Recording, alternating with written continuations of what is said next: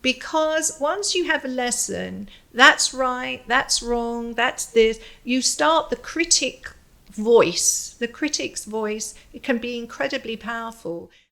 Welcome, Ingrid. Lovely to meet you. And thank you so much for having us. You're hosting us in your wonderful Delmar home. I love that you've invited me and that you can be here. That makes me feel good. Thank Well, you. no problem. Thank you. And this is our first roadshow. Woohoo! Yay! So how exciting is that? I love the word roadshow. Yeah, is that quite British? No. I think that crosses over really well. Okay. Well, listen, just because obviously you're a fellow Brit, and I thought that in true English tradition that we ought to start our conversation today with a cup of tea. Love so it. you've kindly provided us with this very wonderful Heavy pot. Oh, hang on. But before I do that, milk first or tea first, Ingrid? Well, if we're going to do it British style, we do have to put the milk in first. So, full disclosure, I'm a bit naughty like that. I usually pour my tea first and then the milk. Do you use a tea bag? Yeah. I don't usually do the pot. Not if it's just me. I never do either. And I like We've a made mug. a special effort for today, though. We have, and I appreciate it. So let's do it the Queen's. Yeah, even the pinky finger went out. Should we do that? I know. So hang on. Let me just. There we go. Don't know. Isn't that uncomfortable? Yeah, it is. Horrible? Let's not just do be that. ourselves. Let's not do that. Let's not do that. We're really not following in tradition, are we? We're not. Okay, so how do you like your tea? I like mine weak, but I have a suspicion the tea might be a bit weak anyway. Okay, so not like a builder's tea. Explain the difference. Okay. Actually, builder's tea is really, really strong. Yeah. And lots of people don't like it like that. It's very powerful. But more milk, less strength. Yeah. It's as simple as that. You just add more. Yeah, totally. So I'm an in-between girl. You see, I like my tea strong, but I also like a lot of milk. Aha. So just have a look at that for me. Let me see here. And see what that's like. That looks that's perfect do you for think? me. Okay. It wouldn't be for you, though, Yeah, would it looks a bit wishy-washy to me. What do you think? Stir the pot Shall we? Yeah, even. let's do that. Let's give it a bit of a stir. You could put the spoon in and give it a stir. It's just English. It's English tea along with a bit of Earl Grey. So that's English breakfast tea and Earl Grey. What's your favourite type of tea then? I'd say maybe even this. When I'm home, I just like regular English tea. I wouldn't put the Earl Grey in. If I go back to the UK, I drink a lot more tea. I don't bother here very much. Really? No, I drink coffee in the morning and then sometimes I'll have a herbal tea. Okay. But the old British tea, it's not the same. I don't know why. I agree. Not the Now, same. I forgot to bring my tea bags for you this morning, but I drink Yorkshire tea, and my mum brings the Yorkshire tea bags over from Yorkshire. I've never had Yorkshire tea. Oh my gosh, you do not know what you're had missing it. out. So I'm going to introduce you to Yorkshire tea. Thank you. Because, Yorkshire tea is the best. And I've got to say, I haven't conformed to the coffee drinking yet. I'm still a tea girl. I drink, maybe like 3 or 4 cups a day. That's probably good for you with all this water. Everyone says you have to drink fluid. I don't drink after 11 o'clock in the morning any more coffee. What, caffeine? I'm a coffee girl. I've completely transported myself to America now, but I've been here a long time. Have you tried your tea? No. Just try it and see if it's good. And of course we have it with milk. Probably is a bit weak, to be truthful. It's a bit milky, a bit weak, but drinkable. I will drink it. Okay, so next time I'm going to bring Yorkshire tea bags and I'm going to make you a proper brew. Yeah. Okay. Remember these tea bags were bought here. And they're not the same. No. They're really not the same, are they? No, that doesn't taste like an English cup of tea. It doesn't, but it will fuel us for today's conversation. That's fine. So, okay, which English words and phrases do you still use? I still call the car a boot, the boot of the car. So the trunk, the boot, same with me. I do that. Still say boot. What other ones? That's so interesting. You've asked me. I'm actually frozen right now. I don't know. How about... I've completely crossed over. Claire? Have you? I really don't know. The truth is I'm mixed up. I don't know anymore. Okay. Am I saying it the American way? Am I saying it the British way? I am so confused in my mind. It's all mixes together. So let me throw a few out there because I'm still very much an English maid. Okay, so trash can. What would you say the English... Dustbin. Yeah, bin. Bin, It's good. dustbin. Yeah. And let's think of another one. You said trunk. What about, how do you say water? Water. So you've not gone to water? No, absolutely not. Yeah. No. Why? Because I haven't. My accent still is the same accent I've had before. It's only my vocabulary that's changed. Huh. My vocabulary has changed because you will find out, depends how long you've been here, I don't think so long, that you will alter your vocabulary just because you want people to understand you. So it's funny because even with the word water, I go into restaurants and I order a glass of water and people don't understand me. And my children say to me, Mummy, you've got to say it the American way. You've got to say water. But I'm being stubborn and I'm like, no. And I'll say water and they get it eventually. Yeah. But remember, for those people who are listening or watching us, your accent is not the same as mine. Mm-hmm. So maybe just the way you say it, your accent has a little more emphasis on certain elements of the word, and mine has adjusted. Even though I'm a London girl, and you're from where? I think you've told me. Yorkshire. So that's one of my favourite accents. Oh, the Yorkshire accent. I love it's funny because when I'm back home, I don't have that strong of a Yorkshire accent, but when I'm outside of Yorkshire, I think it's quite obvious. Yeah. So do you know some Cockney rhyming slang then, Ingrid? Can you do the water in with Yorker don't taste like what it oughta? No. Oh, you see? I really don't. And really? I should know it, but no. I'm sorry. No, I don't know Cockney rhyming slang. But if you said it, I'd know it. I just it's not something that's been in my mind, and I don't think about it. Okay, what are apple and pears in like proper English? If a Cockney were to say up the apples and pears. Yeah. Stairs. See, I know. I can remember things like that, but I don't use it. I don't use it, and I don't think about it very much. What do you miss most about home? As in the UK? That is a huge question. I think maybe because it isn't so casual. I love the casualness, but here, California is very, very casual in many different ways. And what I like when I go home is to walk around the city. I love going into London.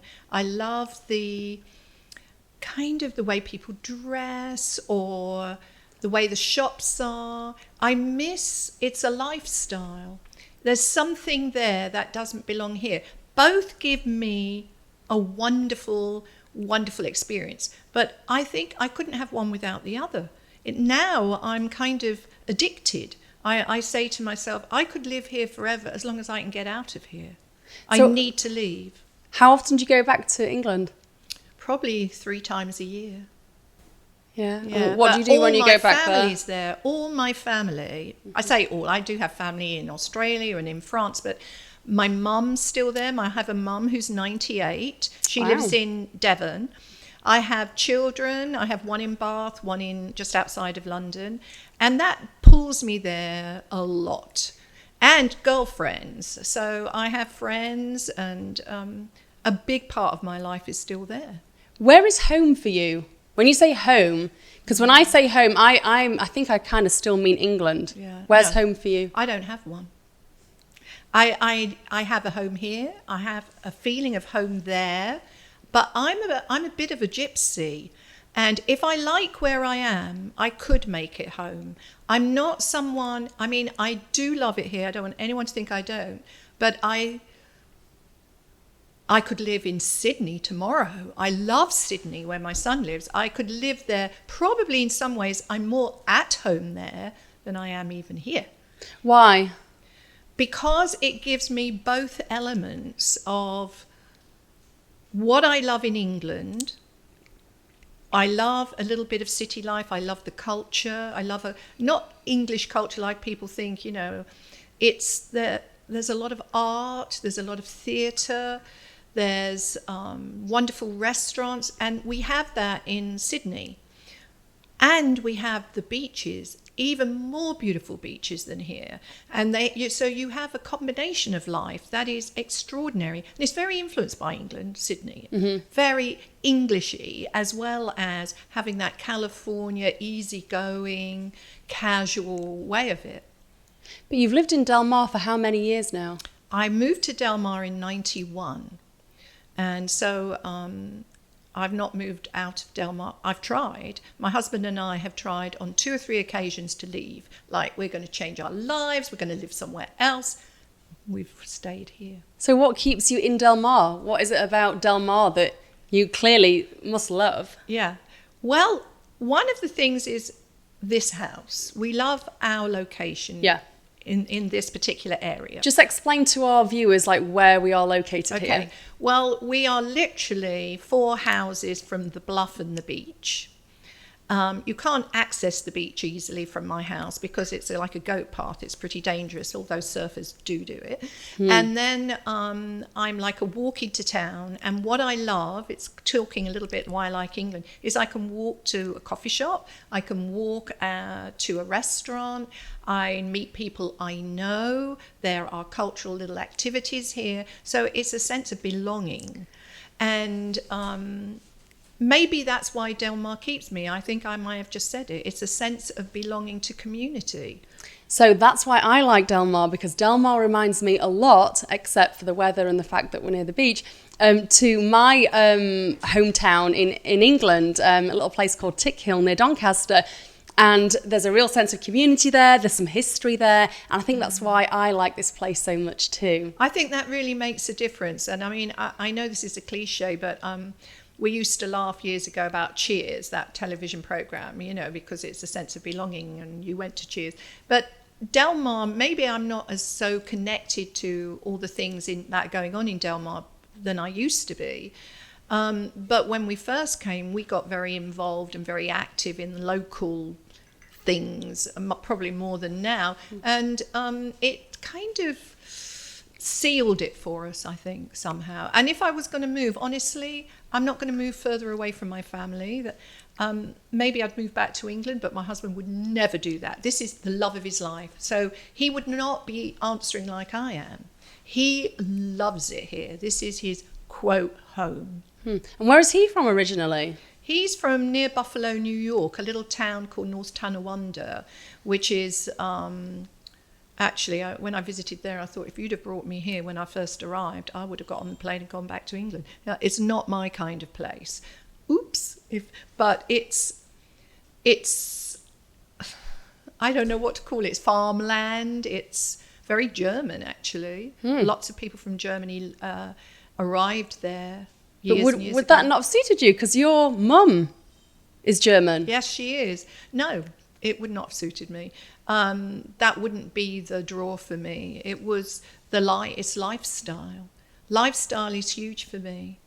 I like to be able to do, I'm an outdoors person, so this suits me. I love activities, and I love, walking to a coffee shop, as I said, or a restaurant. Or it's weird. It sounds...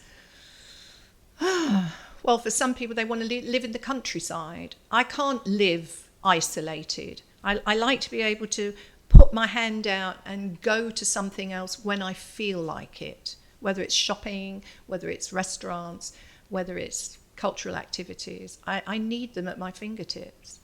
So I kind of agree with you there, because I've also lived out in the countryside, and that was not for me. But just explain to like our listeners, our viewers, what is so different about the lifestyle here compared to back home, back in England? Right. Well, again, I don't want to sound exactly like a cliche, but for me, this ideal about America that you can be anything you want to be, I believe in that. Do you think that is true? Yes. I can only go from my own personal experience. I don't think I would be who I am today without this experience. It's made me. And the reason is, you will find this yourself.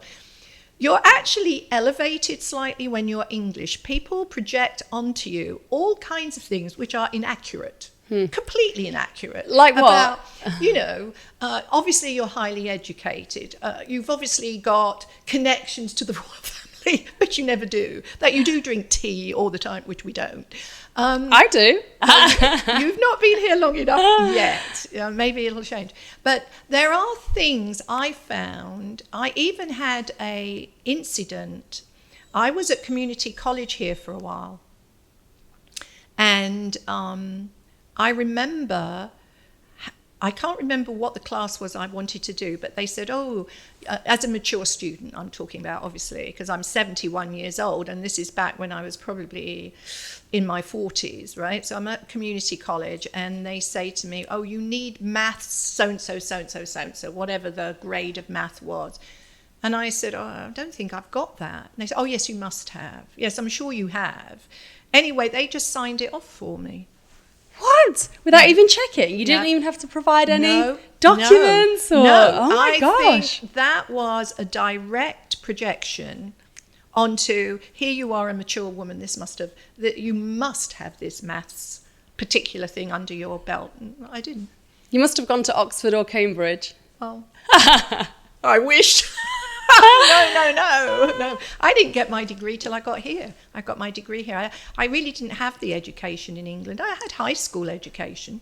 So that's interesting because in the time that I've spent here, I've realised how kind of important education is here, and there's almost like a snobbery. Oh no, it is attached to which university you went to. Yes. We just don't have that in England. No. How have you found that? You know, I've always had an idea that the snobbery of America, the class system, they say there's no class system, but there is, because I think it hides in the university question, because it's so elevated where you went and what degree you got, and it's very, very important. Now, we were brought up, or I was, there's a generation gap between you and I'm 71 and you're young, and when I was at school, there was no stigma to going to a technical school or being a plumber or being anything. Yeah. We didn't have any kind of... In fact, sometimes I wish my mum had pushed me harder to go to university, and I didn't go. I got my degree here. But definitely here, I think cars are a symbol, and university.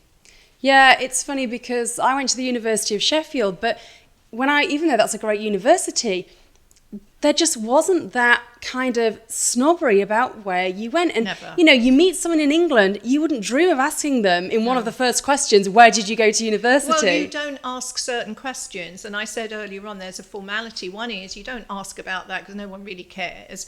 And they don't ask you always what you do. That's another question. What do you do for a living? And that's never thought of as really impertinent or rude here.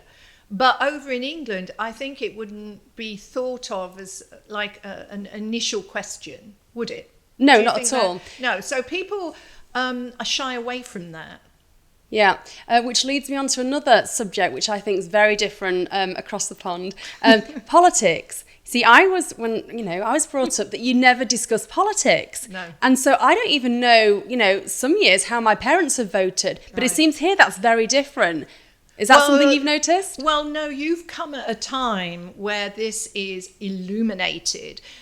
You've come at a time when I don't think that difference or maybe discussion took place, maybe even as back when I first came in 91 or 90, I actually first came to America. This has become something that has progressively polarized people, and it is a discussion. In England, it's probably a little bit more now with the Brexit, that has been the polarization. I think that's happening now in England a little bit too. But when I grew up, I knew my dad was a Tory or a Conservative because, he went to the Conservative club. But I didn't know what my neighbours were or anyone else. And no one talked about it. I did know what my parents were. But that was it. I mean, never have I had a discussion about, the other thing is religion. Never. I never knew if anyone was a Catholic, a Jew, a Protestant. I had no idea. It was never, ever discussed. I never knew what my friends were and my close friends. Religion was not part of our lives. And it certainly wasn't something you'd bring up at the dinner table.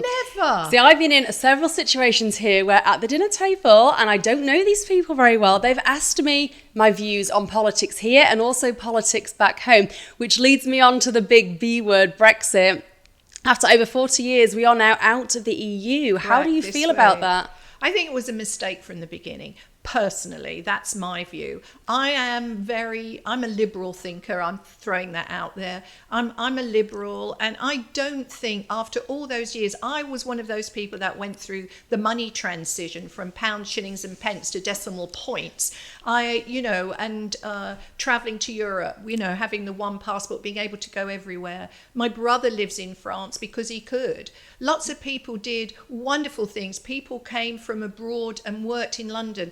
All of the restaurants and cafes were ran by people from, Northern Europe. Anyway, I think it's ridiculous that we're going back, because this sense of, backpedaling. No one can backpedal. No one can make something what it was before. You can't. It's an impossible thing to do. And I think a lot of people were drawn to this fantasy of, England being back to England. I don't know what that means. I really don't. Everybody's got their own story. But I think it's a sad mistake. But I think now is the time to move on, and they have to do something. I don't know what to say. I wish everybody the best of luck, but I think it's a shame for us all. I actually don't remember England before the EU. So we've always been part of the EU. Yes. How has that impacted, or has it impacted on how you feel about being European, for example? Or did you ever feel European? I think of myself as global. And yeah, I did, because my mum's German, I suppose I did. I've never felt more English than perhaps I am today. I really rebelled against being English, and I wasn't unhappy to come to America. I didn't desire to come to America, but I fell in love with an American, and I've ended up here. So what's interesting to me is I don't think I am a very good example of a Brit. I really don't. Why do you say that? I'm laughing because I'm probably not either. No, I really feel that I'm a person who, I've done a lot of traveling. England's fantastic, but I'll go back home where my daughter and sons are, and they say to me, "Oh, Mum, just keep it down a bit, talking too loudly." Or they remind me of what I call constraints, the restraints and constraints of being English. And I go, oh, hate that in some ways. I would like to go back to England as myself now and just have that experience, which I do on holiday, but I'm not living there now. But I feel as if I'm a global citizen that could go anywhere, because I've come to a point in my life where I bring myself wherever I go. I'm not really in the market for changing very much. You are well travelled, and we'll come on to your travel. Isn't that awful? No, I get you. I hear you, Ingrid. So we will touch upon or go into more detail about your travel, because you've travelled extensively. But how does travel influence how you feel about whether you're English or global or European? How does travel affect your identity? As I said, I think I'm a global person. I don't identify with one place. I actually don't. I see myself. So if I said to you, where are you from? Or I'd say England. Okay. No. Would you say that you were English? Would you say yes, yeah? Absolutely. Yeah. Because I am. It's where I was born. It's where I had my high school education. I lived in England till I was 35. But what's interesting now, Claire, is I have lived here a year longer. I've lived here 36 years this year. I've lived here a year longer than I ever did in England, and those are in my mature years. So in a way, yes, I am English, and absolutely I am. But then I'm in a supermarket and I can't remember the money. Was that a 5 or is that a 10? There are things where my daughter goes, she doesn't live here, she's got the money wrong. Like, here's a person who looks intelligent but can't fathom out. So that's me the other way around at the minute. I go into use the word supermarket and not grocery store. That was another Englishism. But I will go into the supermarket with my daughters, And if I'm paying with cash, I have to ask Count them. it up.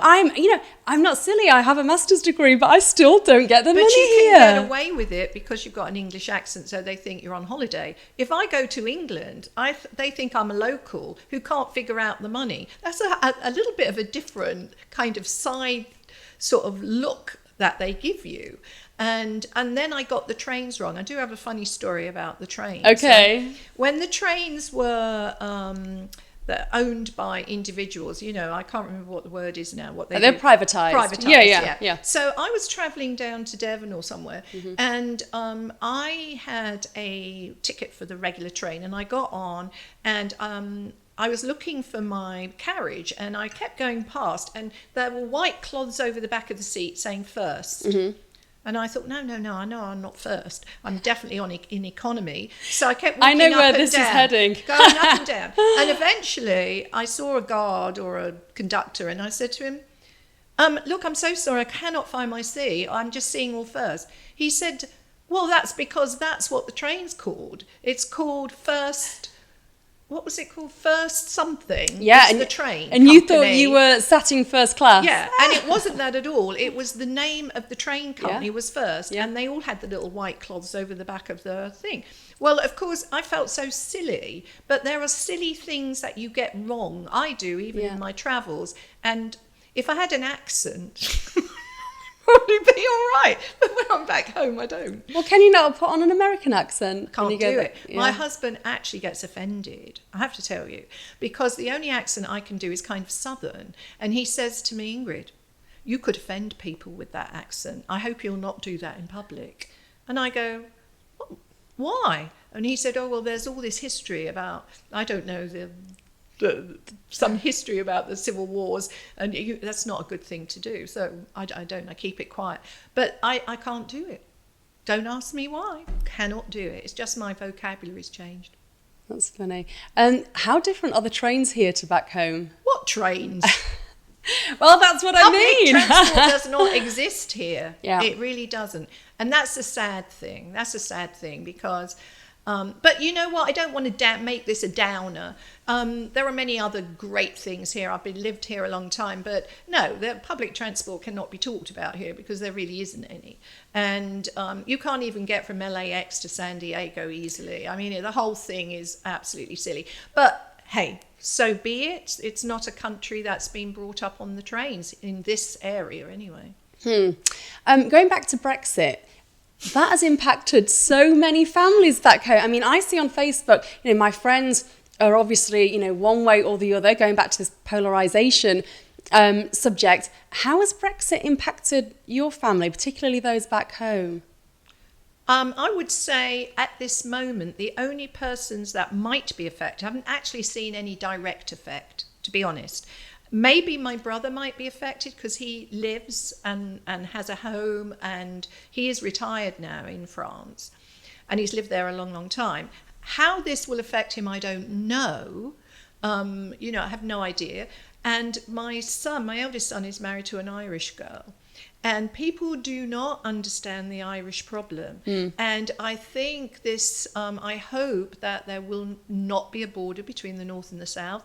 And I hope it'll be a soft border if they have to do something, because that is the greatest fear. And I think there's a lot of ignorance around the impact, particularly in Ireland. And I only know about that simply because, as I said, my daughter-in-law's from Ireland, and I'm very friendly with her family, and I think it's a concern. I think my son and daughter-in-law would love to live in Ireland, but right now, until things are settled, probably not going to do it. That's interesting. But from like a social aspect, like a relationship aspect, have you found that your family has been kind of like divided? No, I don't think so. No. And maybe I'm not having enough of that conversation, but not at the moment. My mum, as I said, who's 98, she's sort of, she's had some weird things she said to me at different times. But it's not really impacted her at all, to be honest. No, yet, because they haven't yet put into place the changes that are going to be necessary for going on to go forward. I mean, I still have my passport, which is European. Am I going to have another passport now for traveling to? I don't know. When I get to England, I immediately turn over to my passport that's British and English European, passport, yeah. and I travel all over anywhere in Europe using that. I don't use my American passport until I come back home or go back to England with my American passport. Yeah, still lots of unanswered questions. We'll have to see how all that pans out. Yeah. But changing tack, talk to me about your art. And in particular, this is a piece of your artwork. Talk to me about this. Well, that's quite I'll say an old piece. It's only 2 years old. I'm looking at the Yeah, date I can on see it. now. Yeah, 2018. Yeah, I went through a phase. I've always loved painting, and about 10 years ago, I started painting more and more. But it really changed maybe 7 years ago when I call it my studio. Well, it was my husband's office. And I said to him, I do think that space would be so much better for me. So it took me about 2 years to get him out of that space and to move his office. And I have a room downstairs that is my studio. And this piece of work evolved from having space, because I love to work large. And my method of painting is really about, I have no preconceived idea, really. Most of the time, I'd say 90% of the time, I never know what I'm going to paint. And I start with the background and I kind of watch what emerges, and I kind of go in the moment and what is this looking for? What do I see? And this kind of came that way. And these images are not new. I think nothing's new. Everything's recycled from something you've seen, somewhere you've been, an experience. But where do you take your inspiration from? Like, for example, for that piece, what was the inspiration? There is behind that? there was no inspiration. I think what I'm trying to say is that I'm a retired therapist, or MFT, marriage and family therapist, but my great love is the work of Carl Jung. That's Jung. Mm-hmm. And Carl Jung really believes in unconscious material. And the unconscious is allowing what you don't know in your head and your cognitive self to emerge. It's being in the moment. And I think this painting is the only time in my life where I'm ever living in the moment, because I allow what my feelings want to express. And if, say, for example, I'll use this one. Mm-hmm. The background came first, and I just played around with the colours. I played around with also some sort of textile spray. You'll see I used my mother's old doilies, because I use all these things because I think it's all about the feminine. This is all about the feminine, and actually a series evolved during this period of time where I did about 10 paintings which were all to do with women. And I think it's just about me, about the period of life I'm living in, which is a tremendous amount of emphasis on the feminine. And the feminine is also nature, the nature of a person, the nature of outside, true nature. It's all a feminine element. And these are women who are sharing that. And the background figure, it could be the shadow, it could be, because these are what I call anima. Anima in psychology is the feminine in all of us, men and women. And so this is, I called it rendezvous because it's the coming together of feminine energy, and it's just reflected in physical women. And then the background I look at as male. I think that person in the background with his back towards us is part of that, the shadow side of life as well. It's part of maybe some aspects of ourselves we don't like. And I mean, we could talk about this on a superficial level, or I think it's a psychological painting as far as I'm concerned. So there does seem to be a theme throughout your pieces that are very empowering towards women. Is that a conscious decision? No, none of it is conscious. The women emerged. Before that, they were all abstract and very cellular. My work was very cellular and very I couldn't tell you why, I can't really label it. And then the women started to emerge in all different ways. And so I just kept following that, and I just kept working with it. And it lasted at least a year or more. And sometimes there's a single woman, sometimes that woman's fully present, sometimes she's flowing into the background, sometimes she's looking at you, sometimes she isn't. I don't try to analyze it too much, because if I get into my head, I get critical. So I just work from a very intuitive perspective, and then I just have an instinct of it's done. Okay, talk to me about Play to Create, because that was a company that you set up, which did have women at the heart of it. Tell me a bit about that and how that kind of interacts with the world of art. Well, years ago, I've had many, many different kind of evolutions of myself. And I was going through a period of writing. I wrote for 5 years for a magazine. What type of writing did you do? I did interviews. I did pieces on personality profiles, or people who donated money or were recipients of grants, or just interesting little snippets of stories. And during that period, I was also doing some drama. I did some classes in Meisner technique, just for the fun of it. I never particularly thought I was going to go into the theatre.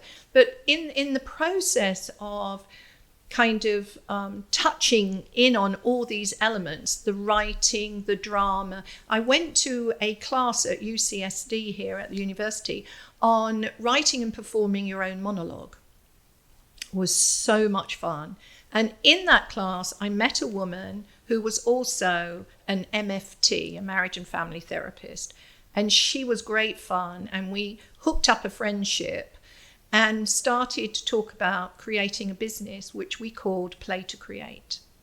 And our whole idea was a little bit like the art, as we're saying, is this was not a how-to. We weren't teaching anybody anything. How can we teach anything? We were just holding space for you to tap into who you are. I suppose that would be a simple way of doing it, but through the creative process. Drawing, drama, going out into the field, collecting objects. We did all kinds of what I call non-conforming ways for you to gather things to learn about yourself. So we did workshops to begin with in Italy. We started that. I think we did 2 or 3 in Italy, but we worked for a New York company that did interesting retreats, and they employed us, and we brought people to that. And was this just for women? Yes. Yeah, okay. Yes. We did try to think about it for couples at one time. It never really panned out. And somehow women seemed to be the ones who were eager to be trying this process out. Let's say that. They were more willing. And we said, well, listen, that seems to be our niche. It's what's coming to us. So we'll just stick with it. So Italy started to get expensive, like meaning you had to fly out there, then you had to pay your money. So we looked for something close by. So we said there has to be something that will give our ladies this wonderful environment, which we wanted, marvelous food. So we went to the Guadalupe Valley in Mexico here. And we thought we'd just do a little bit of research. And we met a woman who owns Adobe Guadalupe. And Adobe Guadalupe is a winery down in Baja on the Van der Route, or Route de Van, or whatever you call it here. And anyway, she was a Dutch lady married to an American who had this marvelous winery and an equestrian center, and she had 6 rooms. And she was very happy for us to take over those rooms in what was the quiet time. So we would go, it was just 3 nights or 4 nights, and we would get someone to pick us up at the border, actually here at the station downtown, take us across the border and deliver us there.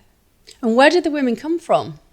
All over. We just sent out emails to everybody we knew, friends. All over the States? Or? No. Well, yeah, some did come from San Francisco, friend of a friend. We did one workshop which was all lawyers. Oh, interesting. Yeah. And that was interesting. Anyway, the sad part about the story in a way is that my business partner, who was marvelous, we were just so in sync. She was fantastic. I loved her. Anyway, her name was Savannah. She died of cancer. She got sick, and so we put it off. And then when she died, I was like, I don't want to do this with anyone else. And I've done it. It was a wonderful experience. So that's when I really got into my painting. It was as if I needed the space now for something else. And moving into this house and getting my studio, suddenly I was like, couldn't stop me. It was as if all this creative energy needed to expel itself somewhere. But before you got into the arts and this creative kind of phase of your life, you were a marriage and family therapist. Correct. How did you get into that? Again, sort of weird, really. When I lived in Pittsburgh, when I first came over here, my husband was in Pittsburgh, and I did a program there, which was really freakily different to anything. It was a combination of Gestalt therapy, Alexander technique, which is a body technique, and Feldenkrais movement, which is another body technique. And when I arrived here, I'd been a yoga teacher. And so the physical side of things were very, very important to me because I believe that the body houses memory. The cellular system houses memory of the past. So what do you mean by a body technique? Okay, so what it is that if your body houses memory and you have someone lying on a table, let's say like you would a massage table, let's just say that. If you can gently move the body to open, because most of us are pretty tense. If you can, I don't mean by heavy massage, but the Feldenkrais movement was to organically move the body into a place of relaxation and also move the body standing as well. And you close your eyes and we do like a guided meditation, and you kind of dialogue with your own body and you see what comes up. So already the verbal therapy was in action. Like we were working with what the client was telling us, and then we would do things physically to either enhance that feeling or find ways to kind of express it somehow. So it was a very unusual, non-conforming thing. You could never have got insurance for it or done it anywhere other than your own home. But it was magnificent. It was such an incredible training program. So that was in Pittsburgh. It sounds very sort of weird, and it kind of was, but I had some private clients there that I did all sort of experimental things with, and I enjoyed it very much, and they did too. So it draws a certain kind of person, I have to be honest. So when I got here, I joined a Gestalt group, which was like a therapy group. And they said to me, why don't you just become legitimate, like do this through the hospitals or through private practice and get your master's? And I thought, maybe I would, maybe I'd do that. So that's how it happened. And I just went ahead and enrolled into some classes to get a bachelor's in psych, well, finishing a bachelor's in psych, and then human behavior. And then as a therapist, you have to do 3,000 working hours. So I worked children's hospital, outpatient psychiatry. I worked with families, children, Which group of people did you find most satisfying to work with? Couples. Why? Oh, it's so dynamic. So dynamic. Individuals too, but I found myself, although I like children, I seem to be happier myself and more kind of connected to either couples or even individuals. That was where I felt at home. So how did that translate into your art then? All right. So it did and it didn't, because simultaneously to that, when I was working like professionally, I had to adhere to the rules and regulations as you do, insurance and all that. And you had to account for yourself in a very clinical way.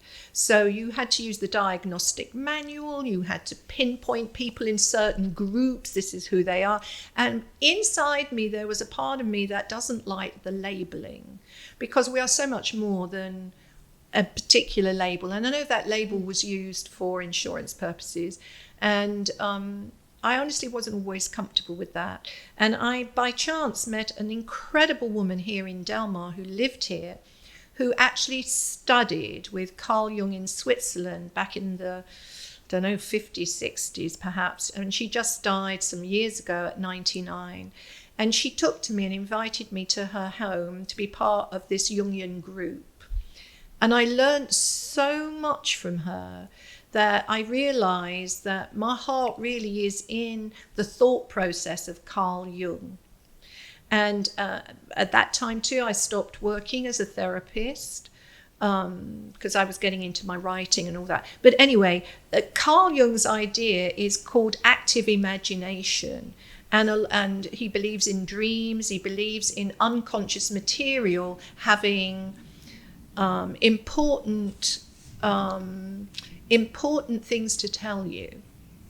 So I started painting using that as an expressive form of just getting my emotions onto the canvas. Okay. And so that's how it started. Now, you came to art later on in life. It wasn't something you started from a really young age. So what is your advice to people that may be watching this that haven't ever even picked up a paintbrush? What would you say to them? But, maybe they really would like to, but don't have the confidence. Get rid of the judge on your shoulder. When you walk into the place where you're working, you put the judge in a happy place and move on, because there's no right or wrong.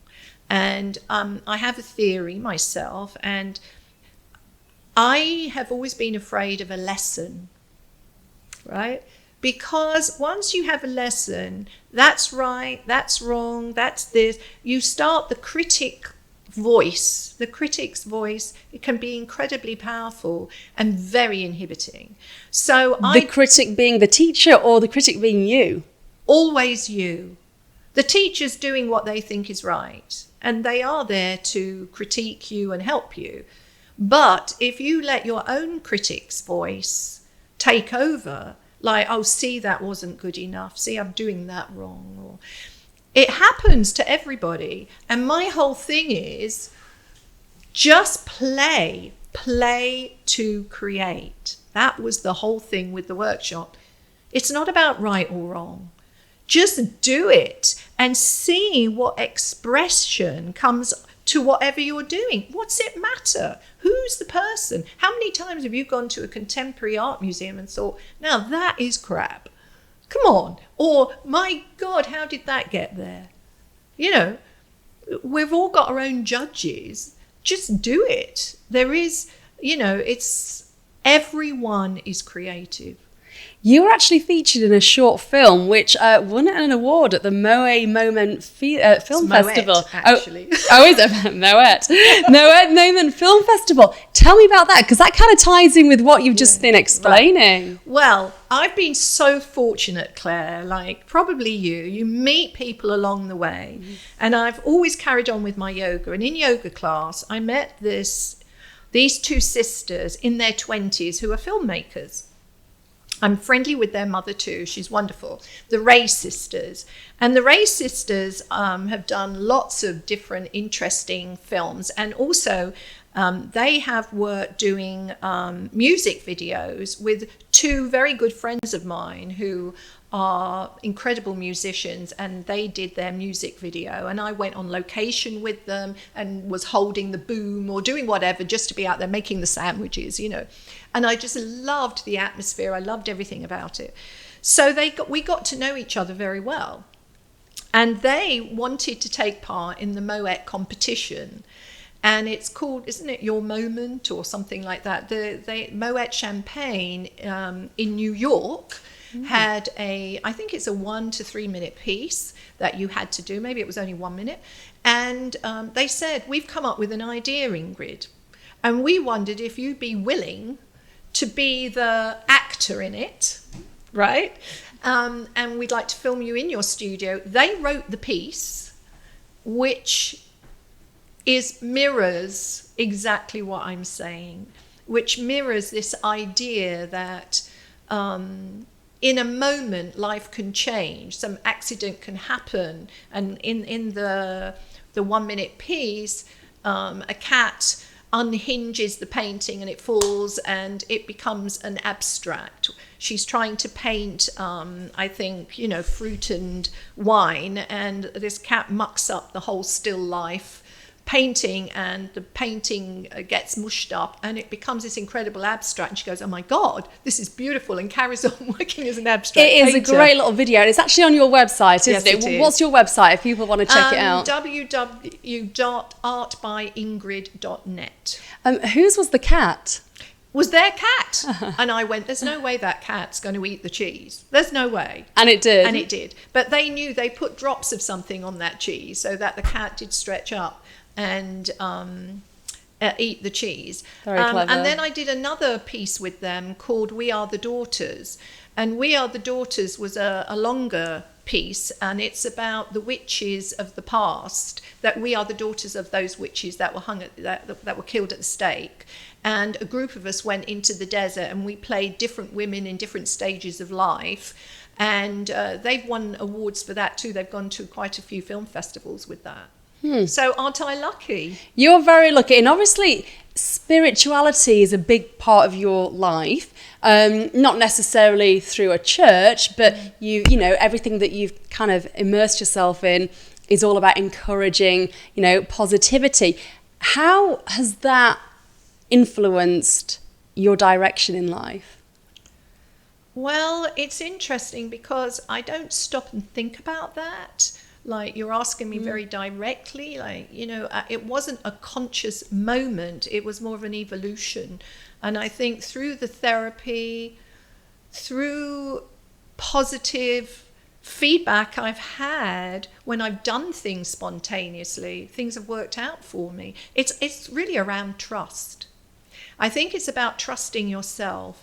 And it's not always that. I'm sounding like, oh, my life is always like that. No. I have my slippery slope down to the underworld. I have been to Persephone's underworld, and it's been dark and dismal, and people have helped me out, meaning helped me come back to the surface. So I've had my moments of darkness, and I've also had moments like my husband's really good when things, get tough for me. He knows, he's very much in line with me, and so having someone to kind of talk you up, talk you back, because it's not always like that. I have a horrible judge who thinks I'm useless at times, and I have to fight it, but I know it exists. The judge in your head? Yeah. How does that dynamic work? Because your husband is, different to you, he's taken a different career path to you. How has that, enabled your relationship to be as strong as it is?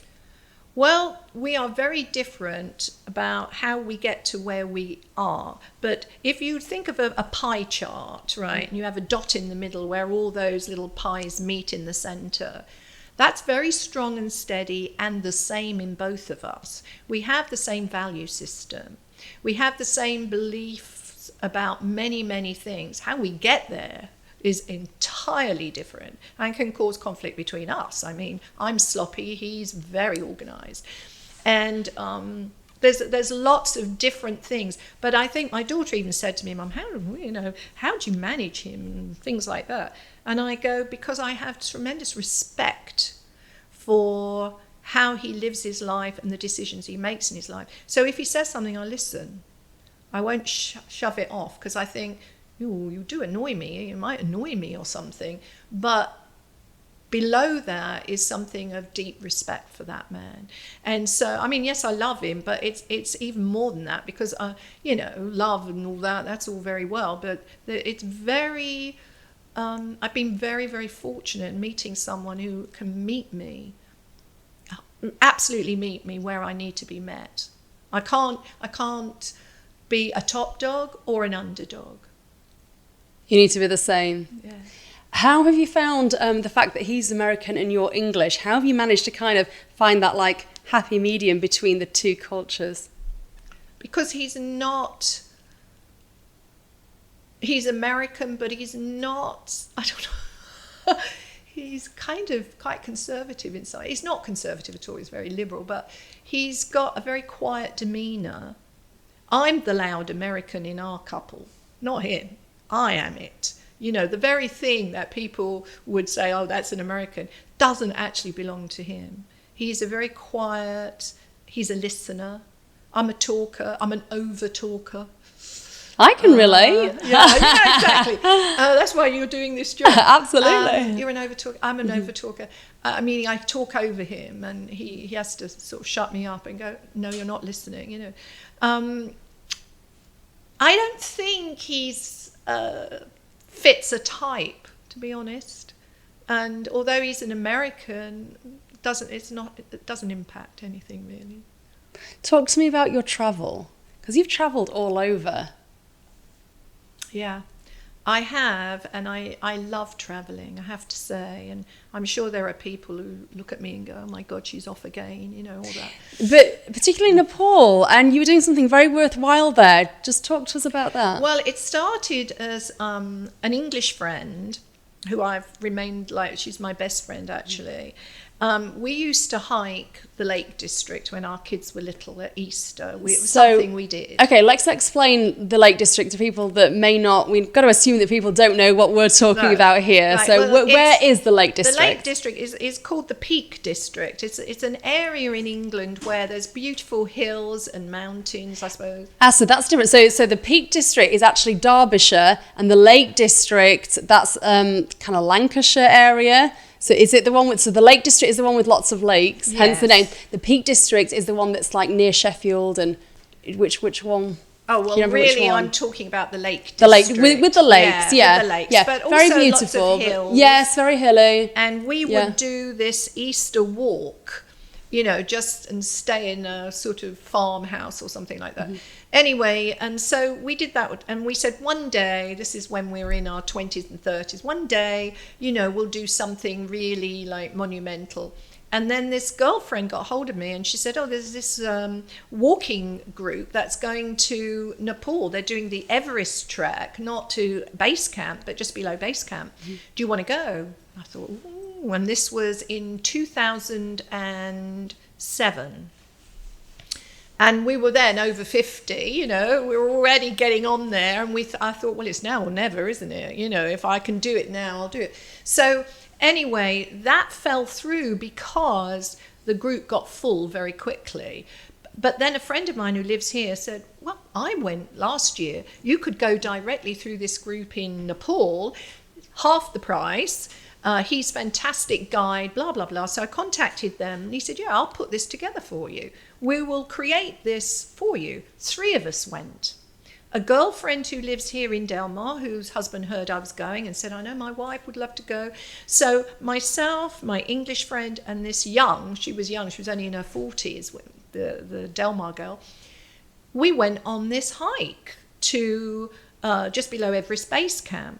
It was phenomenal. Our guide was a Buddhist. He was the most marvellous man, Dawa Tamang, and he'd done many, many things before. Anyway, we had an experience that was beyond anything. It was so marvellous. We did it. We didn't get any altitude sickness. We all had the best possible time. And while I was there was an American woman from Laguna staying at my guide's home. Laguna Beach. Yeah, from Laguna Beach. Christine Casey, and she was wanting to start an orphanage. She'd done a trek and came back saying, I've got to start this shelter, actually, we call it. So I said, well, if there's anything I can do to help, as one does. And I met a few of the players. The children weren't even there then. I looked at the house that she was setting up for them and came home. Well, of course, by then the non-profit that she was organising hadn't formed, and we were working through her Catholic church in Laguna and another friend in Delmar who was also part of that beginning. And so the children arrived, and I went back the following year. I took my niece with me to work at the shelter. The children were there, met all the children. I also taught at the local school for 3 weeks, teaching creative writing. I don't have the cheek to do it, but I did. And so got to know, and this is just outside of Kathmandu. And so you say a shelter, are we talking like an orphanage, or are we talking like, what do you mean by a shelter? It's a shelter for at-risk children. Some are orphans, some are not. So a lot of children there found themselves there because their families make them work when they're very young, they're treated badly, they're abused. So all the children came from different kinds of backgrounds, including orphans. And what age range were there? They ranged from 6 years old at that time to about 9 or 10. And but I want to make sure you hear the full story, because it is an incredible non-profit. It has gone from the scratches of nothing to the most amazing story. One of our students, who is now 20, right? We never threw anyone out. Everyone could stay for as long as they needed to until they become self-sufficient. He just won a scholarship and came this year to Soka University, which is an international university here in Orange County. It's called Soka, S-O-K-A. So he's doing environmental studies there. And so it's been an incredible journey. I've gone back maybe 4 times. I haven't gone for a while, but the non-profit is working well without me. I'm on the board, but they have some great movers and shakers in Laguna who take care of everything. And those children are well taken care of. It's fantastic. The Laguna group we're really the fundraisers. And then we have a board in Nepal, and they take care of the everyday, taking care of the children. We have house parents who live there and look after them. So how has the situation there changed from when you first got involved with this project? Do you mean politically, or do you mean kind of like the conditions of the people living there? Are they still facing the same, economic conditions? I mean, has there been any kind of change, whether positive or negative? Well, it depends what government is in. Right now, I think the Maoists are in. There's always something going on. It is unstable. And the rules of the government are changing constantly there. And the rules that we have to apply to for our shelter is change. But I'll tell you, the people I know personally there are doing well. The young man who took us as our guide, he has a homestay where he has quite a big home, and he puts up people like myself, and they cook incredible food, and he has an organic garden and cook. So his reputation has grown and grown, and he's doing really well. And so the people I know, but it's very difficult there. There's a lot of poverty, like India really in some ways. What did you kind of take away from that experience? How did that change you? Right. I think often, and I really mean this, it doesn't matter if you're in Africa, or which I've done, I've worked in Africa a little bit, whether it's Nepal, we have lost something in our world. We have lost some connection, soul connection. I know this sounds, I haven't got vocabulary for it. I could cry when I think about it. But they are so beautiful people.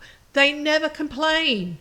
The children eat everything. I've got children and grandchildren out here, I don't want that. I mean, that's the Western world. We have so much, and we don't have gratitude for what we have. We don't, and we can't help it. I don't have it either. I'm part of that. When you go there, you tap into something, and I don't want to limit it by my words. You tap into a bigger heart, a bigger soul. They have less, but they have more. So you're not there giving, you receive.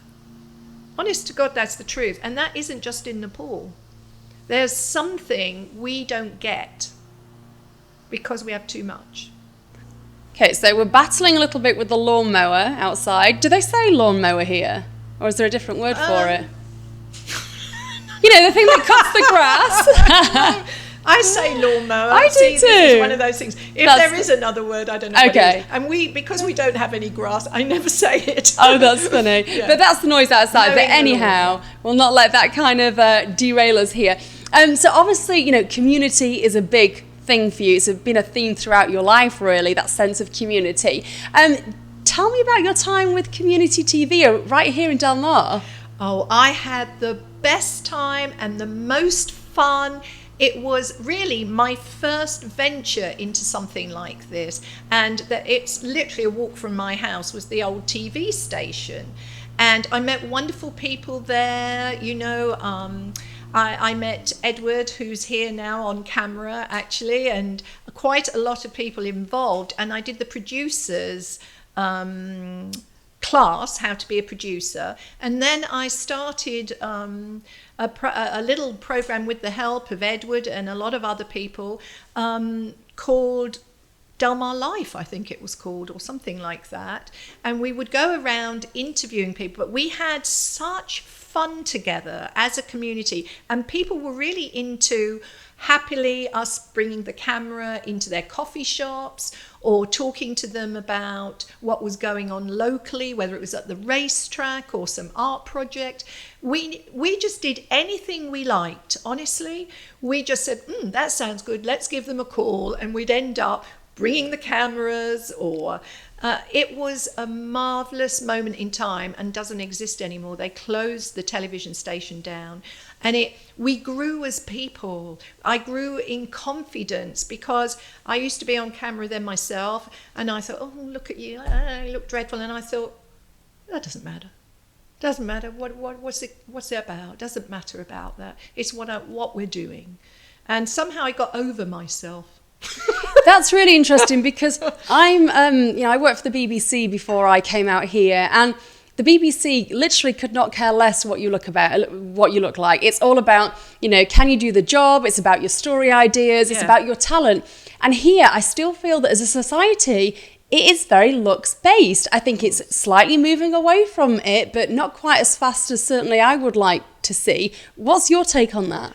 Well, I think everyone looks like a cookie cutter model of everybody else, whether it's the weather person or whether it's the interviewer.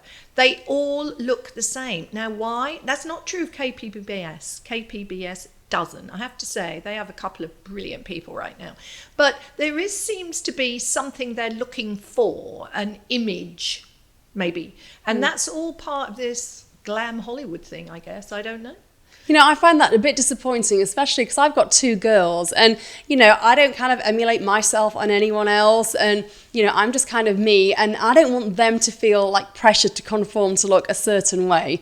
They will anyway, let me tell you. I mean, my grandchildren, whether it's even in England, it's happening because the music industry, video, media, there's social media in particular. It is very strong. It's very strong. And they have to go through a process of finding themselves. Whether it's conforming to begin with and then not conforming, I don't know. But it is a process we've all had. We and I never had that kind of dilemma. It was social, our pressures to be a certain way was just social, not media. So I think it's... I don't know, we weren't on that level, we were definitely not on that level, although we did make something that actually went to KPBS, I think, or it was called Save It For Me. We did a little thing on the planet. And Tracy was the other person who got involved with that a lot. I can't think of her last name because she's married now. Well, of course, our producer, Edward, who is I know. doing all the hard work behind the scenes. You were involved with that too. Yes. I remember a lot of the community part. Yeah. That we came together. The nice thing about having public access is that you had to go through, and the lousy thing for a lot of people, you had to go through the cable company. But that kind of bottleneck made us all come together and help each other. Yeah, we did, because we had to in order to get done what we needed to get done. We didn't have funding, but we had so much fun and we played a lot again. We played a lot and took risks, and I think it was a marvellous moment in time. But again, you can't go back. It has to be something different now, doesn't it? What did you get out of it though, Edward? Because you're a professional producer, you've made documentaries. How is community TV, fulfilling in a way that maybe other things aren't? I remember talking about that judge, was the constant voice was, who do you think you are? How dare you? This is just community television. This isn't broadcast. And at the time, broadcast and amateur hobby was a big difference. So that helped me say it doesn't matter.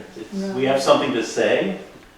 And plus, getting together was a big part of the process. I loved the process too. I have to say it was so much fun. But you know what? Look what's come round. Here you are again. And this is like, how many years ago now? That's more than 10 years ago. This was in the early 2000s, between 2001 and 8 or something. So we have stayed connected. And we've gone our separate ways as well. But I think there's something to be said about making those kinds of connections. Do you think as well, I know from my professional point of view, there's a freedom and autonomy that community TV allows you that when you are working for an organisation, you just don't get. So is freedom part of the draw too?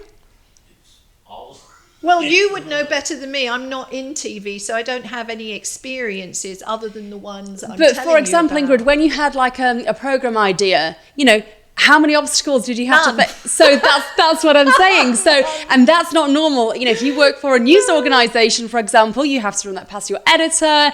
And so how did that feel to be able to have an idea and just run with it? It was marvellous. I think it was marvellous because even now we look back and we go, do you remember those days where we just did anything and people were so open to being part of it, weren't they, in the community? We would go into, I can't think where we went, everywhere in Del Mar that we thought, I think you were with us and we did the hotel, didn't we? The Torrey Pines Hotel. We did the chef there, and the lodge at Torrey Pines, and the chef there did a whole cooking thing outside by the pool.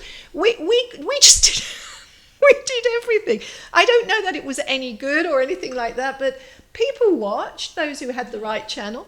Anyway, it was a lot of fun for us as individuals, and I think people have sprouted from that and gone off and done other things, and I'm sure that had a huge impact on the confidence I have in who I am today. How about on a broader level, though, on a community level? How does having something like community TV in the town that you're living in improve or enhance community relations? Only if it's accessible to the community, meaning that they can get the channel easily. I think people are interested. You'd be surprised how many people watch these design review board meetings and things like that, which is about what's going on in Del Mar. I think our problem was we didn't have enough financial support from the community because not everybody could see the program. I think we were one channel only and not everybody had it. Am I right? Yeah, I think in a bigger sense, it's not something that's valued. We don't have it in our heads as, we need this channel information and it costs this much to produce. But obviously now we're in the age of social media, and so it's a lot easier for people to access information than kind of in the early 2000s, for example. Right. And where would you like to see community TV go? Oh gosh, I think there's a place for it, but it's like a lot of things, because you just said it. There's so much accessibility through social media that some of it may not be so relevant. I think they have to create something new, like maybe like this, community people that you meet and get to know or something. I don't know. I haven't got a really good answer for you. I haven't really thought about it very much, to be honest. But I think you, Ed, would be better at answering that than me, to be honest with you. Well, where do you think? I mean, how do you think community TV needs to evolve? I mean, it's interesting because from a social standpoint, now everybody has access. Yes. At any level they want to do. Oh, that's a good point. I can hold a phone in front of my face and have a podcast. Yeah. So we have a lot more, but we've lost a lot of connection. So I think this whole thing is a vehicle, but in the end, it's again about connecting with each other. Yeah. I love that. I think that we've come full circle, like a piece of gestalt back to that. And part of what you're doing right now is connecting. You're going beyond the surface to find out about somebody. That's And the aim of that's this, it. yeah. So I think you're doing it in your own way. And I think that's the important thing, you know. You're right. It's about connecting on a deeper level. Well, on that note, Ingrid, on that deep note, thank you so much for allowing us into your home. It's been a pleasure meeting you. All the best. And thank you for the tea. You are welcome. And if anyone does want to have a look at your wonderful artwork, there's plenty more pieces like this, and There's even a lot of new work. a lot of new work too. Where should they go to check it out? You can check me out. Some of the new work isn't up yet. It's still in process at www.artbyingrid.net. Ingrid, thank you so much. Thank you. Bye.